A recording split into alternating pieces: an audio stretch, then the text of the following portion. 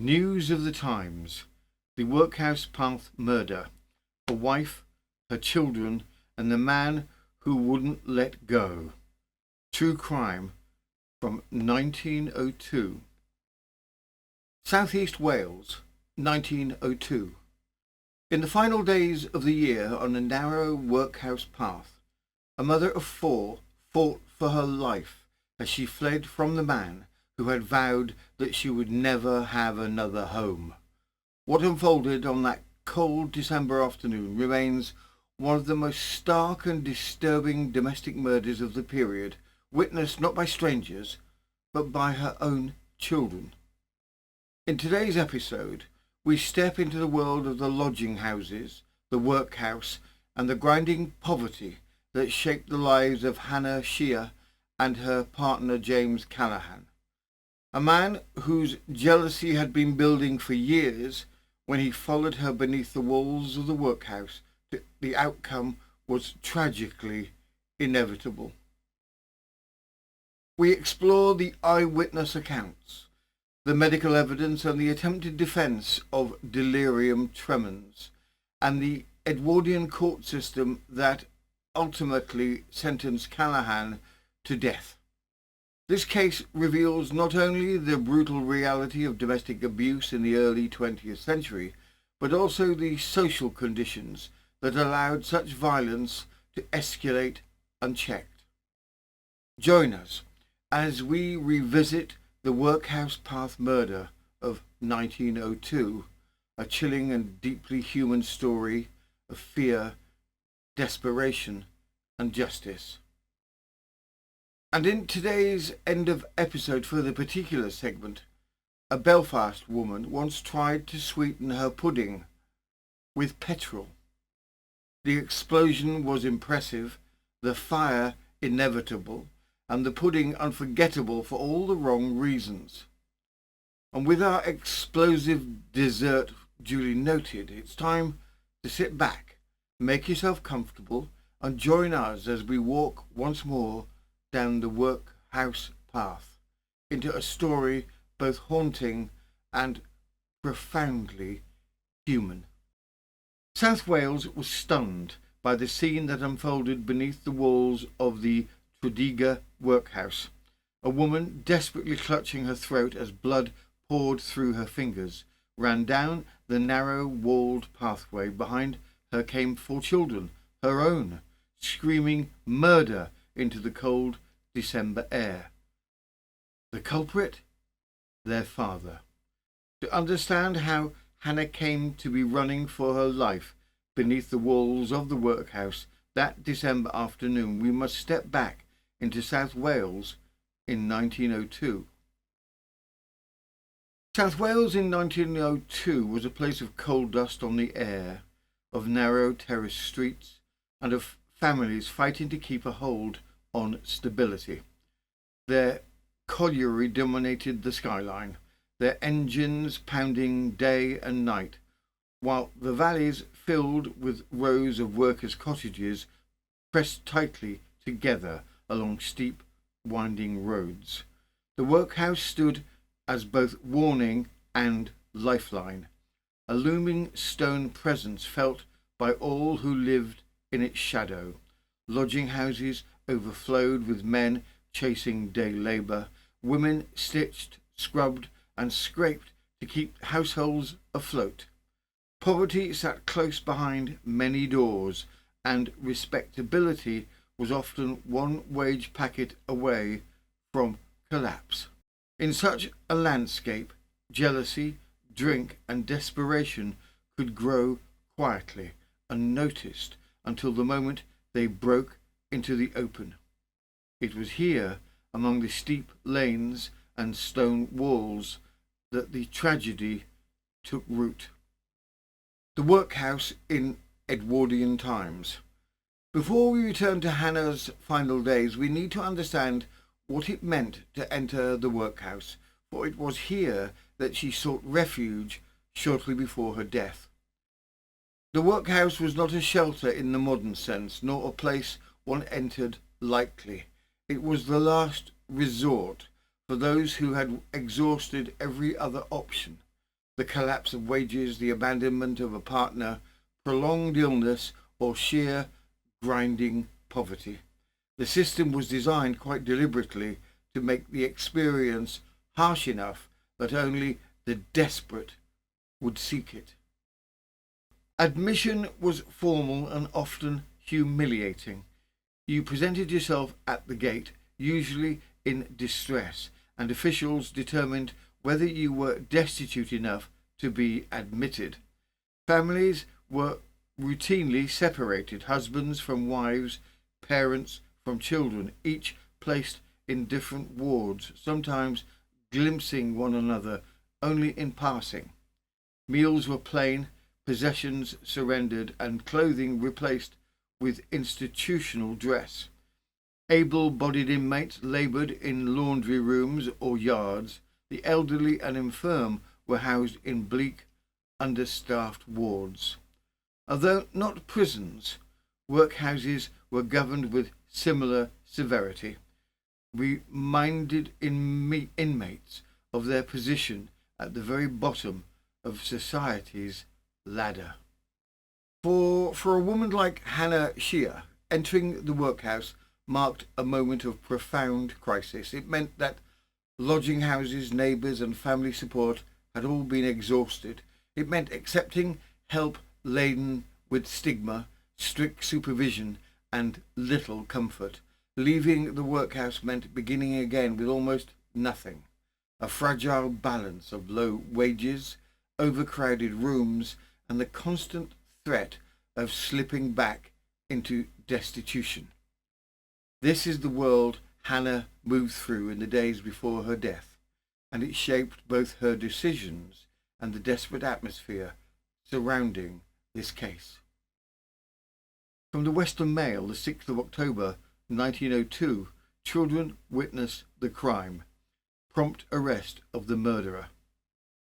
At Tredegar on Saturday evening, Jeremiah Callahan, 41, a mason's labourer who has for years been living with a woman named Hannah Shear, aged 39, stabbed her with a knife in the neck and she bled to death in a quarter of an hour. The details of the case are very painful. At about 6:30 in the evening, Callahan, Shear and 4 of the latter's children were making their way towards Bedwellty Workhouse, whence the woman had discharged herself on Saturday morning, when Callahan stabbed her with a pocket knife in the throat, severing the jugular vein. The woman and her 4 children had been in the workhouse for some time, and on Saturday morning she left the house with her children to go into the town. She was in various places during the day in company with Callahan. In the evening, the woman proceeded in the direction of the workhouse, followed by Callahan, and when in the narrow path between 2 high walls leading up to the workhouse, she was attacked by him in a most deliberate manner and done to death in the way described. The fatal stab was inflicted in the left side of the neck, just beneath the ear, the wound being about 3 inches in width, and the knife appeared to have been driven up to the hilt. The deed seems to have been witnessed by the 4 children. A woman named Morris, who resides in Whitworth Terrace, near where the tragedy occurred, hearing screams, ran in the direction from which they proceeded and met Shear running down the narrow pathway. Morris shouted out, "Is that you, Hannah?" and the woman, who was bleeding profusely, fell into her arms. She was gently laid onto the ground, where she lay until the arrival of Dr. Isaac Crawford, who was immediately in attendance and made every effort to stop the bleeding, but without avail. Superintendent P. Allen arrived at 6:35 p.m. and found Shear lying on the ground, attended by Dr. Crawford, and she died shortly after his arrival. The body was placed on an ambulance and taken to the workhouse mortuary, which is about 50 yards away from the scene of the tragedy. Callahan arrested. Callahan, after striking down the woman, went to the workhouse, rang the bell at the lodge and demanded to see his children, who had gone ahead. but the master, Mr. William Thomas, having been apprised of the affair, prevented him from seeing them, and steps were taken to detain him in the receiving yard until the arrival of the police. Superintendent Allen at once proceeded to the workhouse, where he found Callahan and took him into custody. He cautioned him and charged him with the willful murder of Hannah Shear. In replying, the prisoner muttered, "Is she? Is she?" He was then taken to the police station by Superintendent Allen and Police Constable Hirons. He appeared to be calm and undisturbed in his demeanour. The papers described Callahan in the plain, unblemished detail typical of police reporting at the time. An Irish-born labourer of athletic build, about 5'7", with a sallow complexion marked by smallpox scars and a tattoo on his left arm. He lived in Tredegar for many years, settling there after moving through Rimney as a boy. Hannah, by contrast, was Tredegar-born and had lived her entire life in the town. She was a small woman, barely 5'1", fair in complexion, rather stout, with dark brown hair. Between them they shared 5 children, Mary Ann, the eldest, at 15, who worked at a colliery top and lodged in the town, and the younger 4, Jemima, Nora, Bridget, and little Hannah, who had been with their mother during the fatal walk to the workhouse path. These 4 children witnessed the attack. The weapon was an ordinary clasp knife with a buckhorn handle and a very sharp edge. When Superintendent Allen arrested Callahan, he found the knife folded neatly in the man's waistcoat pocket, still bearing blood on both blade and handle. It was an action, the closing and stowing of the knife, that suggested a chilling deliberateness in the moments after the attack. Fond of the children. Callahan, it is said, seemed to be fond of Shear, but very jealous of her. He showed great affection for the children and frequently visited them at the workhouse, and had been seen on many occasions kissing and fondling them in an affectionate manner. The woman also seemed attached to the children, and her object in leaving the workhouse on Saturday morning was to go and see her eldest daughter, who was working. The prisoner walked about the town and lodged in various places, frequently at the lodging houses, while the murdered woman and her children had been inmates of the workhouse during the last 4 or 5 months. The woman is spoken of as having been very clean and hard-working, and she performed many useful services at the workhouse. Dr. Isaac Crawford was summoned at 6:30 by a man named Roberts, and he hurried immediately to the scene. He found Hannah lying at the foot of the path to the workhouse, unconscious and without a pulse. Workhouse officials had already pressed a pad to her neck in a desperate attempt to stem the heavy flow of blood. Despite Crawford's efforts, she died within a quarter of an hour. The knife had entered the jugular region of the neck, severing the vein completely. The wound was several inches deep and had bled her to death before medical help could reach her. She never gained consciousness and did not speak again. According to Mr. William Thomas, the master of Bedwellty Workhouse, Hannah Shear discharged herself at 11:15 on Saturday morning, leaving her with 4 of her children. Another inmate, a woman named Prothero, left at the same time with her own 3 children. Both women were expected to collect relief notes from the relieving officer that day. Once outside the workhouse, Hannah and Prothero returned to their own clothes and made their way into town, where they encountered Callahan. He first then went to the Freemasons' Arms, where Callahan bought beer, and later to the Globe Inn, where, according to Prothero, he struck Hannah during an argument. Prothero parted from them shortly afterwards and heard nothing more until the news of the murder reached her Later that evening, the prisoner, after inflicting the fatal wound, walked up to the workhouse and rang the porter's bell at 6:55. Mr. Thomas, having received information of the tragedy, admitted him. He asked for his children, but he did not mention anything concerning the deed he had committed. Callahan was conducted by the master into his office, where he sat and smoked in an indifferent manner. He engaged in conversation for some time until the master went to the other end of the room to ring up the police on the telephone. When Callahan got up, walked along the corridor and out into the yard, where he was soon after arrested by Superintendent Allen. During this time, he frequently asked for his children. Mr. Thomas and the prisoner himself had about 9 months ago been an inmate of the workhouse, and when admitted he was suffering from delirium tremens. On that occasion he was in the house about 7 days. He speedily recovered and was discharged. Father has cut my mother's throat. Miss Pearl, superintendent's nurse at the workhouse, was standing near the shop of Mr. Lewis Price when one of the prisoner's children ran down the lane and said to her, "Father has cut my mother's throat." Miss Pearl immediately ran towards the place and saw the woman, Shea, bleeding from the neck. She rendered what first aid was possible and then ran to the workhouse for assistance. "He's done it, Sarah."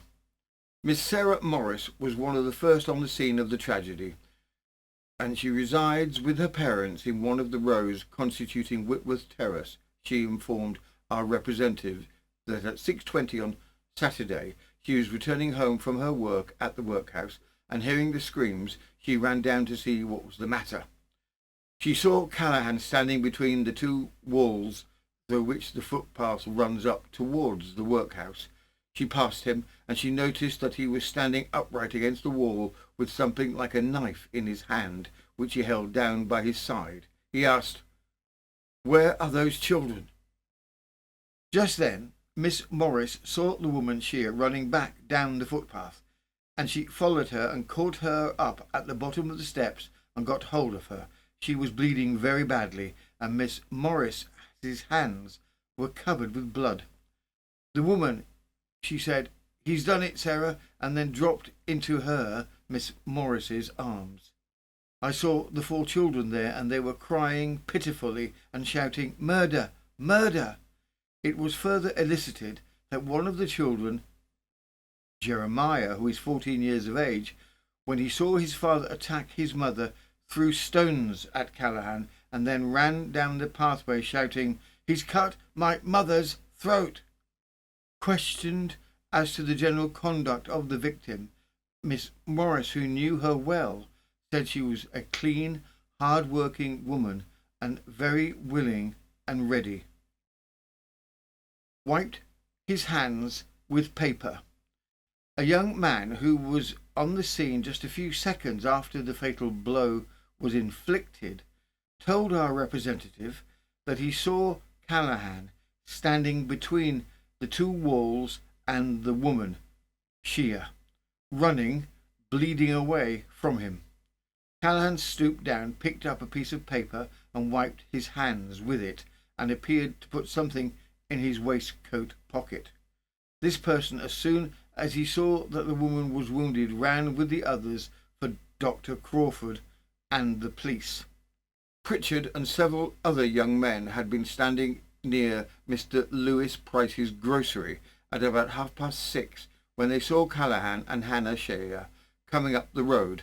Callahan appeared to be gripping her tightly by the wrist, and she seemed to resist him as they approached the walled footpath. He stumbled on the slope, clearly under the influence of drink, but kept hold of her, and they continued together. Moments later, screams rang out from the path. Pritchard ran toward the sound and reached Sarah Morris just as Hannah came staggering down the lane. With quick thinking, he tore off Sarah's apron and bound it around Hannah's neck in an effort to stem the bleeding. As this was happening, 2 of the young men saw Callahan walking away towards the workhouse and chased after him, shouting for him to stop. He ignored them and headed straight to the workhouse door, where he was admitted. Pritchard recalled that Hannah had been trying to reach the nearest house. After running about 30 yards, she fell to her knees, crying out, "Will you? Will you?" As Mrs. Price came forward and asked whether she was wishing to pray, Hannah's only reply was, "Oh Lord! Oh Lord!" She died shortly afterwards. Prompt action of the authorities. All these exciting events took less time to enact than it does to record them. The fatal blow is said by all who were in a position to know to have been struck as nearly as possible at 6:30 p.m. The police received information at 6:35 and Dr. Crawford had arrived on the scene about 5 minutes later, and in 15 minutes the victim had succumbed. Superintendent F. Allen was very promptly on the scene before the woman died and had arrested the culprit by 6:50. Before 8:10 p.m, Mr. J. B. Walford, the coroner from Abergavenny, had been notified of the tragedy. A post-mortem examination ordered and the inquest fixed for tomorrow, Tuesday, at 3 p.m. So speedily and quickly were all these details carried into effect that the comparative few people who were aware until late in the evening that anything untoward had occurred. Callahan had no fixed residence. He moved between lodging houses in Lion Square and Iron Street, the latter run by Mr. John Power, where he had been staying most recently. He was last seen there on Friday evening, retiring to bed at about 10 o'clock. The proprietor described him as sometimes very excitable. Despite his unsettling living arrangements, Callahan had been working steadily throughout the week as a mason's labourer for Mr. David Morgan, helping to build new cottages in Georgetown, only a short distance from where the murder occurred. He left for work early on Saturday morning as usual and didn't return to the lodgings till afterwards. Blood-stained clothing. There were bloodstains on the prisoner's left boot, which is heavy, nailed, a working boot, and was covered with lime. There was also blood stains on his coat. On Sunday morning, a blood and dirt-stained readmission note to the workhouse belonging to Shea was found on the 6th step from the bottom of the pathway and at the point where the tragedy took place, and there is a clot of blood on the wall. There were no other indications of blood on the wall from which it can be inferred that the unfortunate woman held her hand on the wound as she ran down the path towards the nearest house. Callahan appeared in court wearing his working clothes, moleskin trousers and a dark jacket with the collar turned up. He looked dejected but walked steadily, glancing around the courtroom with an air of self-possession. Superintendent Allen offered only enough evidence to justify a remand until after the inquest. He restated the essentials. Hannah had been found dying near the footpath attended by Dr. Crawford. Callahan had been arrested shortly afterwards in the workhouse yard. A blood-stained pocket knife had been taken from his vest pocket, and there were blood marks on his coat and left boot. When charged, Callahan had replied only, "Is she dead?" The magistrates ruled that the evidence was sufficient for the moment and ordered a remand until the following day. It was then that Callahan made the one request that broke the formality of the proceedings. "All right, sir," he said softly. "Can I see my little children, sir?" His voice faltered and he began to cry. The court clerk confirmed that the children were in the workhouse and were being properly cared for, but Dr. Brown interjected quietly, "Not today." Callahan said nothing further, and the observers noted that he seemed for the first time to grasp the full weight of his position. With Callahan formally remanded, the next step in the Edwardian justice process was the coroner's inquest. There was never any real question who had delivered the fatal blow. The attack had been witnessed by neighbours, children and workhouse staff, but the law still required a public examination of the facts. The coroner's inquest opened the following Tuesday at the Tredegar Magistrates Court. Its task was straightforward: confirm the cause of death and determine whether the evidence pointed to murder or manslaughter. From the Western Mail on the 8th of October 1902, the tragedy at Tredegar. The result of the coroner's inquiry. Jury return a verdict of willful murder.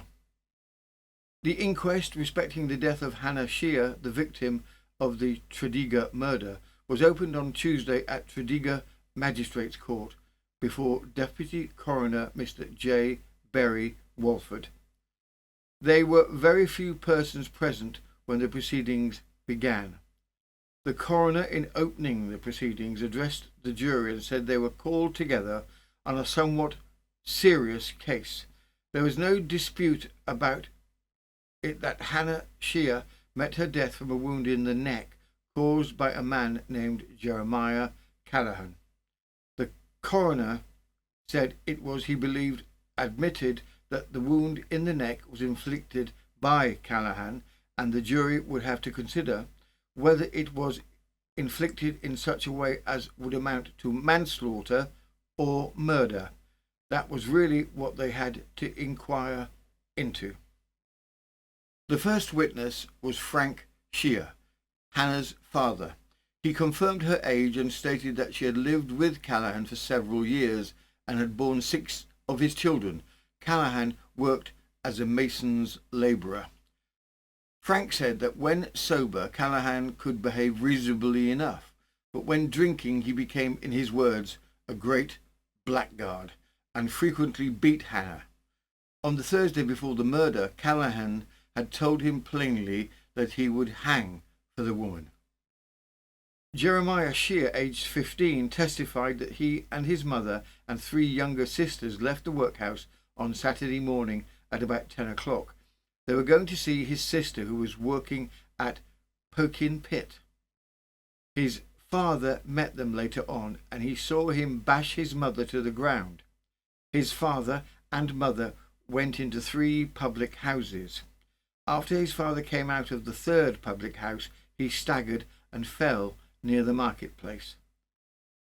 They were going back to the workhouse, and on the way his mother stopped and spoke to a woman named Carpenter. Immediately afterwards, the witness saw his father put his hand in his pocket and take out something which was shining. He turned round and rushed his mother against the wall, but he did not see him use the knife. His mother screamed and ran down the hill, and the witness picked up a stone and threw it at his father.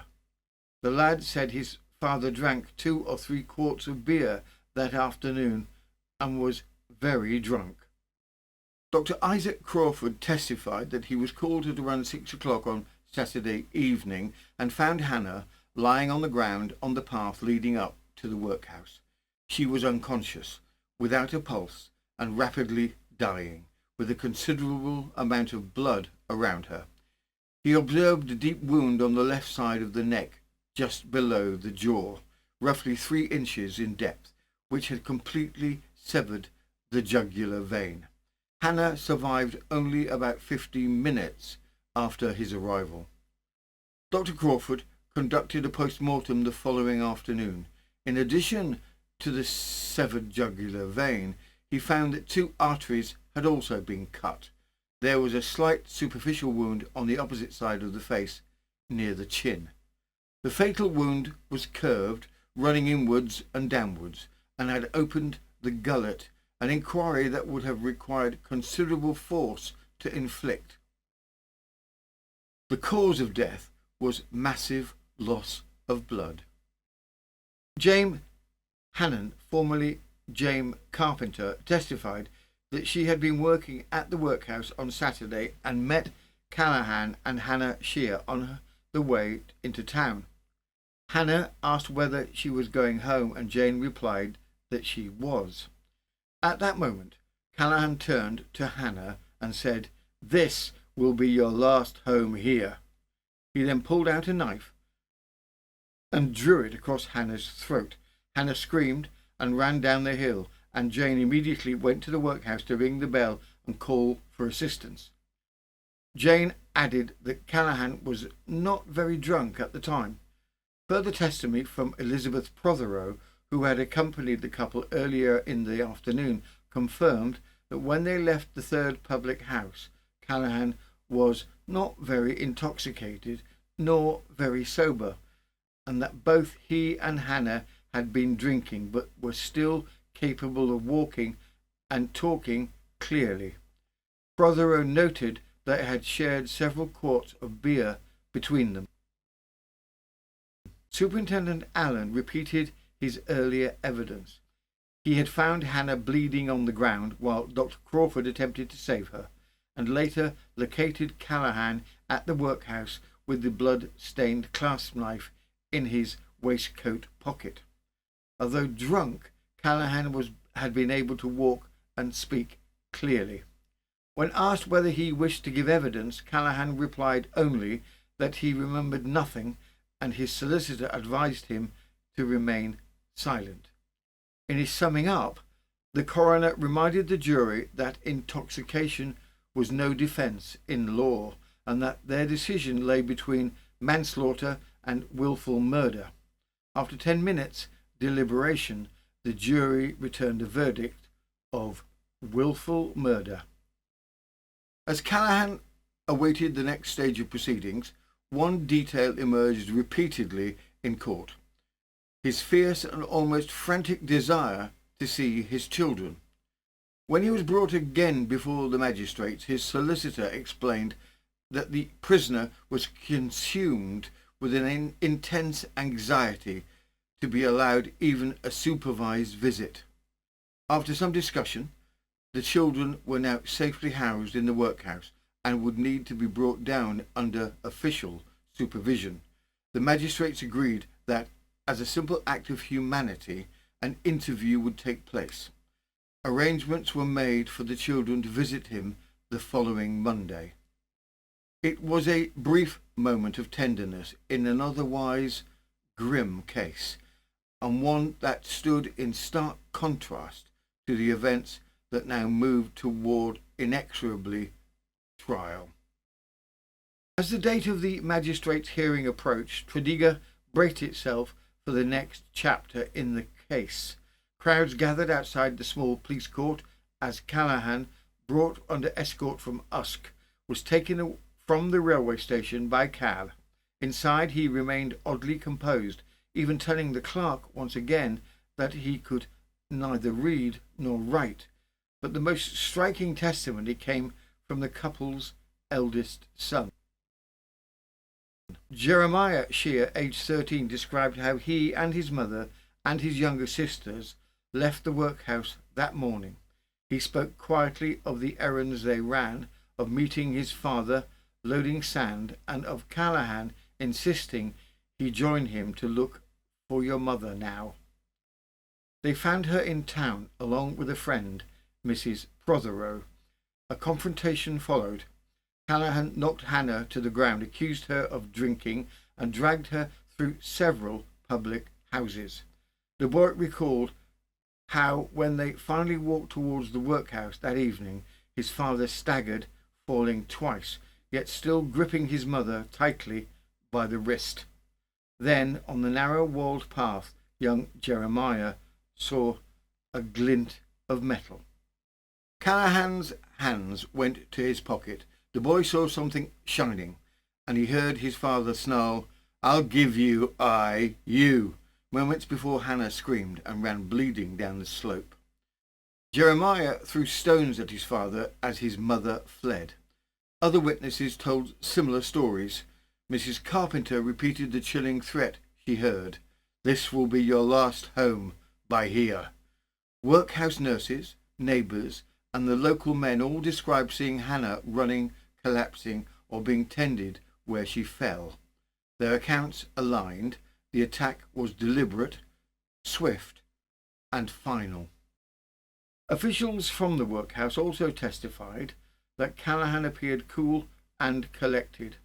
When he arrived after the murder, his right hand smeared with blood, his pipe still in hand, he asked repeatedly to see the children. Superintendent Allen recounted finding him in the yard, blood on his hands, coat and boot, the clasp knife still wet with blood in his pocket.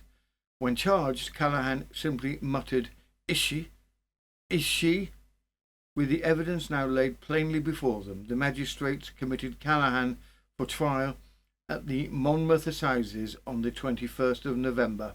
At his own request, and for the last time, he was allowed to see his children before being taken back to Usk prison. Before the case even reached the Assizes, an extraordinary and rather sordid sideshow sprang up in the valleys, quite literally. Travelling waxworks, the cheaper, rough-edged cousins of Madame Tussauds, were a familiar part of Edwardian popular entertainment, especially in mining districts, where winter brought dark long evenings and few diversions. These shows often included chambers of horrors, filled with notorious criminals frozen mid-crime. But in October 1902, one enterprising exhibitor went a step further. Outside his tent hung lurid posters announcing "Tredegar Tragedy, just added," the model of Jeremiah Callahan. Inside, paying customers were treated to a wax effigy of Callahan in the act of committing the murder, despite the fact that the man had not yet stood trial, mounted a defence, or faced a jury. Even by the standards of the age, this caused shock. From the Western Mail, the 29th of October 1902, the Tredegar Tragedy. Waxwork's effigy of Jeremiah Callahan, proposed action by the public prosecutor. It has come to light that the proprietor of a travelling waxworks exhibition in the South Wales mining districts had erected posters announcing "Tredegar Tragedy, just added," model of Jeremiah Callahan charged with the murder of Hannah Shear, to be seen within. Inside, visitors were shown a wax figure of Callahan in the act of committing the crime, placed among notorious criminals in the show's Chamber of Horrors. When this was first displayed, the local police informed the Tredegar authorities, who notified Mr. Spencer, solicitor for the prosecution, and Mr. Sidney Jenkins for the defence. Mr. Jenkins attended immediately, but found the exhibition had already moved on to another mining town when the same posters of an effigy were again on display. Mr. Jenkins wrote to the Director of Public Prosecutions arguing that such an exhibition risked grave injustice to the accused before trial. The DPP replied that he concurred with the view and that the display was most undesirable, although the question of whether the Crown could intervene presented some difficulty. With the inquest complete and the waxwork scandal briefly occupying public attention, the case now moved towards its final and most formal stage, the Assizes. By this point there was no dispute over who inflicted the final wound. Callahan himself never denied it. What remained for the court to decide was the state of mind in which he had acted. And here the defence attempted a line rarely seen in Edwardian courts, one that drew intense interest at the time. A claim of residual delirium tremens, that the effects of a previous attack of alcohol-induced delirium had left Callahan mentally impaired long after the episode had passed. It was an unusual argument, medically uncertain and legally precarious, but with the evidence so overwhelming, it was the only foothold his counsel had left. And so, as the autumn assizes opened, the court prepared to hear the final chapter of a tragedy that had shaken Tredegar to its core. From the Western Mail, the 24th of November 1902, Tredegar murder case. Callahan sentenced to death. Prisoner removed in a fainting condition. At the Monmouth Assizes on Saturday, before Mr. John Forbes, Recorder of Hull, acting as Commissioner, Jeremiah Callahan, 42, labourer, was placed in the dock charged that he did feloniously, wilfully, and of malice and aforethought kill and murder one Hannah Shear at Tredegar on October the 4th. The prisoner, who appeared very ill, pleaded not guilty. Mr. Marchant for the Crown opened by setting out the simple and devastating facts. Hannah Shear had lived with Callahan for several years, and although they had never managed a stable home, she moved between lodging houses and the Bedwellty Workhouse, where she and her 4 surviving children had been staying in the weeks before her death. On the morning of the 4th of October, she left the workhouse with her children, intending to see her eldest daughter and then return before evening. Callahan encountered them soon afterwards, already drinking, and the witness later recalled that he had openly threatened to cut her throat and that he would do for her. The prosecution described the pair's movements through Tredegar that afternoon: the drinking, the assault in the street, the constable's brief intervention, and then the walk up the narrow walled pathway toward the workhouse. And here Mr. Marchant said the attack was deliberate.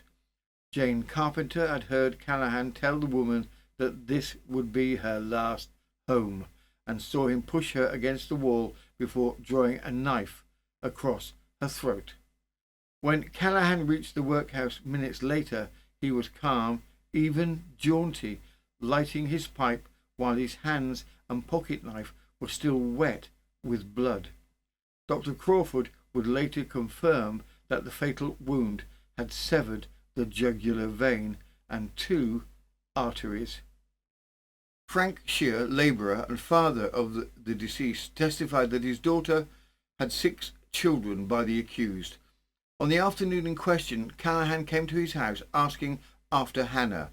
When told she was not there, the 2 men went out together, Shear taking a glass of beer, Callahan a glass of rum. Callahan said he wanted to see Hannah badly, and that he would cut her throat and be hanged for her. Shear told him not to talk foolishly. It was not the first time he had heard such threats. The accused, Shear said, had often beaten his daughter. He added that when Callahan made the threat he was quite sober, and that when he drank he had a violent temper. Asked why he wanted to kill her, Callahan said he would not allow her to go with anyone else. Hannah's 14-year-old son, Jeremiah, was then called. He described leaving the workhouse that morning with his mother and sisters, and recalled being sent to obtain a readmission ticket for the night. On his way back, he saw his father at work, and the 2 of them went in search of his mother, eventually finding her in the town with Mrs. Prothero. Jeremiah told the court that Callahan immediately accused Hannah of drinking and knocked her to the ground.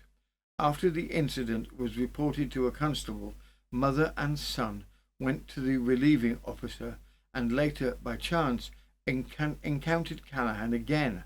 That group then went into the Black Prince, where 2 or 3 quarts of beer were shared. Callahan became increasingly unsteady and fell several times. As they approached the narrow walled path to the workhouse, Jeremiah saw his father seize his mother by the wrists. They met Jane Carpenter on the path, and immediately afterwards Jeremiah heard his mother scream. Looking back, he saw something shining in his father's hand.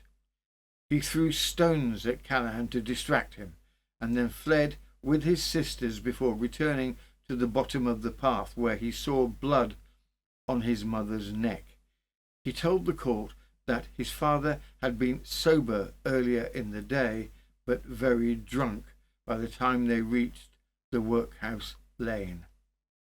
Before the defence addressed the jury, the Crown reminded the court of several points bearing on Callahan's state of mind. It was true, they said, that he had once suffered a mild bout of delirium tremens during a short stay in the workhouse 8 months earlier. But the medical witnesses for the prosecution were clear. Nothing in his behaviour on the night of the murder resembled that condition.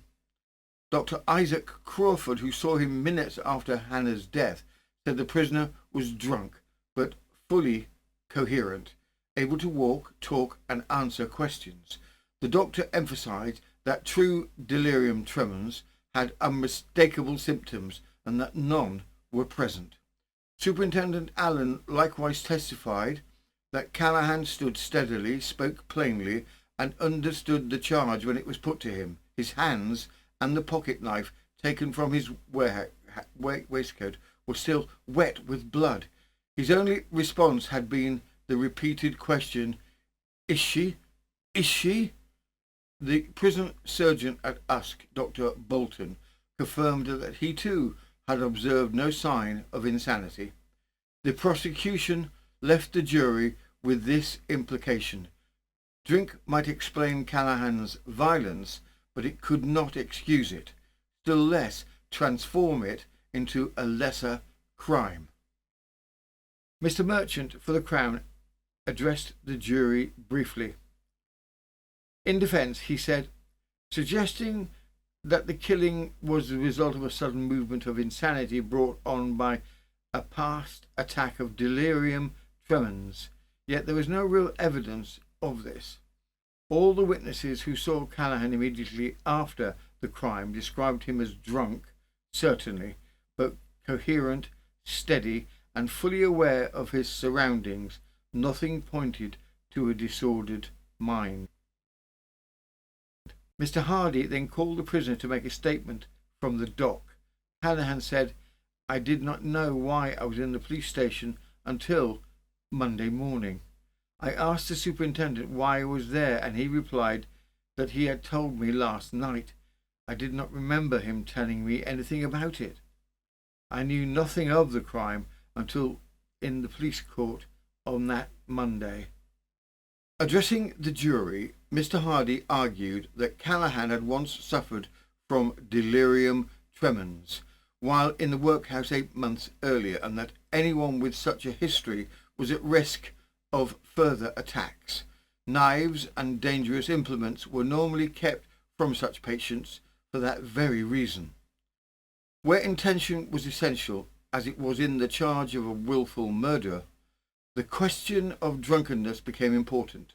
He said a man impaired by the lingering effects of delirium tremens might act without conscious intention, and therefore without the malice required for a capital conviction. It was a slender line of defence, but it was the only one available to him. The Commissioner's summing up left little room for doubt.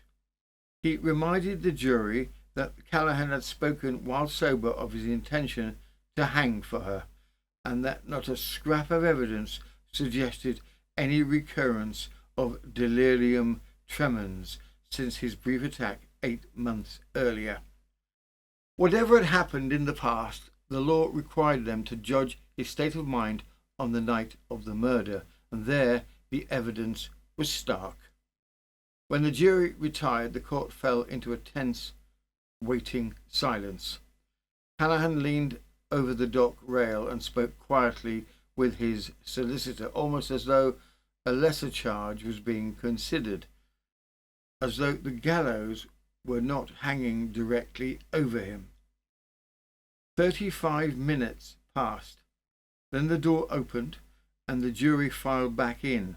Several looked pale. The foreman rose, his voice unsteady.